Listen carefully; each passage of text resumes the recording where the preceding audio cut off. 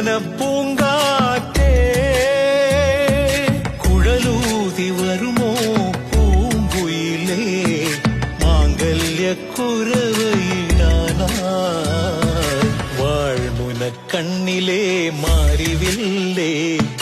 കട്ടെടുക്കാനെൻ കൈതരിച്ചു തൊട്ടപ്പോൾ മഴവില്ല് തീൻമഴയായി ആ മഴ ആദ്യാനുരാഗമായി ഇതുവരെ അറിയാത്ത